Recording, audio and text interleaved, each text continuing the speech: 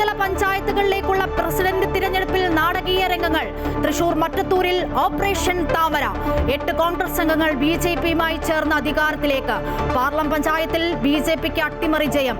SDPI പിന്തുണയോടെ വിജയിച്ച 3 പഞ്ചായത്ത് പ്രസിഡന്റുമാരെ സ്ഥാനം രാജിവെച്ചിപ്പിച്ച UDF. 60 വർഷത്തിന് ശേഷം പെരിങ്ങോട്ടുകുറിശി ഭരണം നഷ്ടപ്പെട്ട് കോൺഗ്രസ്. കണ്ണൂരിൽ CPM ജില്ലാ സെക്രട്ടറി KK രാഗേഷിന്റെ പഞ്ചായത്തിൽ LDFന് തിരിച്ചടി. കൊച്ചിയിലും തൃശൂരിലും കോൺഗ്രസിലെ കലാപം അടങ്ങുന്നില്ല. ഉയർത്തിയ ആരോപണങ്ങളിൽ ഉറച്ചു നിൽക്കുന്നുവെന്ന് പാർട്ടി സസ്പെൻഡ് ചെയ്ത ലാലി ജെയിംസ്. ആരോപണങ്ങൾക്ക് പാർട്ടി മറുപടി പറയുമെന്ന് തൃശൂർ മേയർ നിജി ജസ്റ്റിൻ. തൃക്കാക്കര നഗരസഭാ അധ്യക്ഷ സ്ഥാനം തീരുമാനിച്ചതിൽ KPCC മാനദണ്ഡങ്ങൾ ലംഘിച്ചെന്ന് ഉമാ തോമസ് MLAയുടെ പരാതി.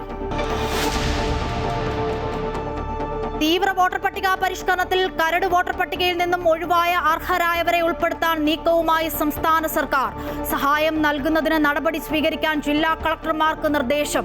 വോട്ടർ പട്ടികയിൽ പേര് ചേർക്കാത്തവരെ ഹിയറിംഗിന് വിളിക്കുമ്പോൾ ജാതി സർട്ടിഫിക്കറ്റ് രേഖയായി പരിഗണിക്കുന്നതിൽ എതിർപ്പറിയിച്ചു കോൺഗ്രസ്. ശബരിമല സ്വർണ്ണക്കൊള്ളക്കേസിൽ D മണിയുടെ പങ്കുറപ്പാക്കാൻ SIT വിശദമായി ചോദ്യം ചെയ്യും. മണിയുടെ ബാങ്ക് ഇടപാടുകൾ പരിശോധിക്കും. ചോദ്യം ചെയ്യലിനോട് D മണി സഹകരിക്കുന്നില്ലെന്ന് അന്വേഷണ സംഘം. കേസിൽ രാജ്യാന്തര ലോബിയുടെ പങ്കും അന്വേഷിക്കും.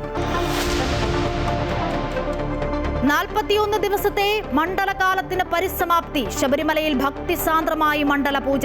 ശബരിമലയിൽ റെക്കോർഡ് വരുമാനം ലഭിച്ചത് 332.77 കോടി രൂപ. മകരവിളക്ക് മഹോത്സവത്തിനായി 30-ന് നട തുറക്കും.